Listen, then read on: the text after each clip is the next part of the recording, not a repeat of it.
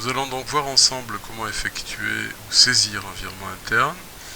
Nous allons commencer par sélectionner la page, soit en cliquant sur ce bouton du dash, soit tout simplement sur le menu Autres opérations, virement interne.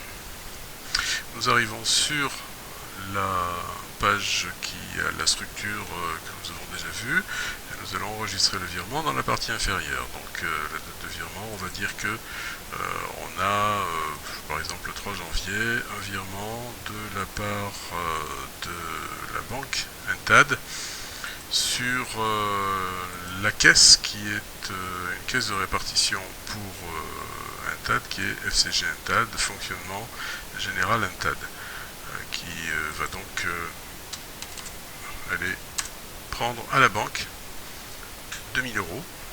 C'est un virement, un retrait à la banque pour dépôt sur la caisse, ça fait partie des virements.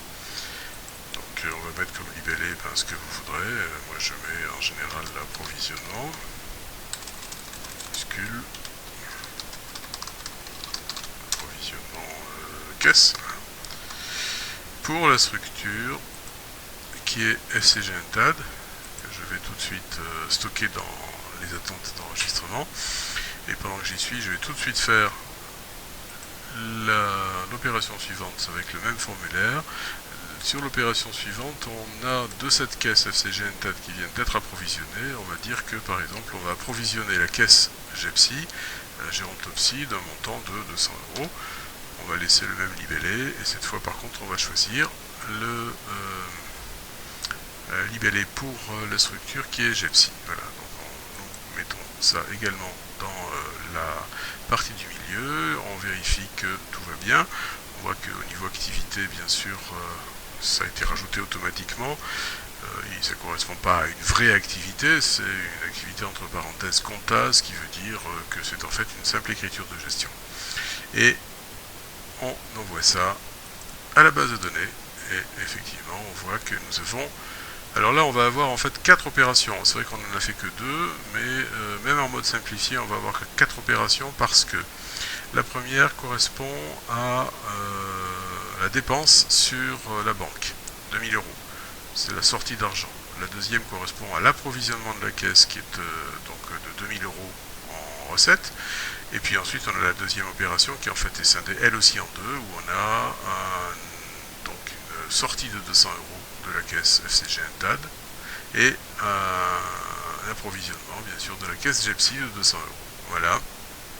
Bien entendu, si je choisis le mode standard, je vais avoir davantage de lignes pour les mêmes opérations parce que disons qu'on va y rajouter des lignes qui concernent les virements eux-mêmes, qui sont des lignes avec des comptes 58, voilà, 583.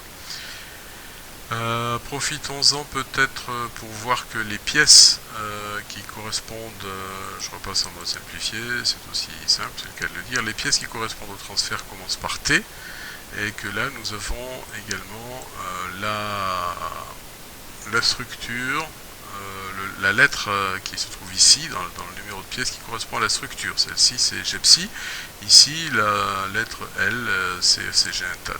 Voilà. Donc une petite précision, je m'excuse, j'ai utilisé le terme de transfert à la place de virement.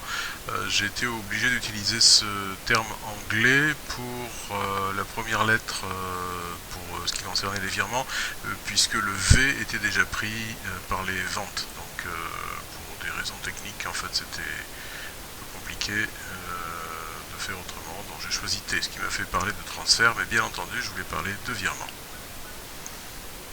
Voilà, nous avons vu ensemble comment effectuer un virement interne. Sur les prochaines vidéos, nous approfondirons d'autres sujets. A bientôt, au revoir.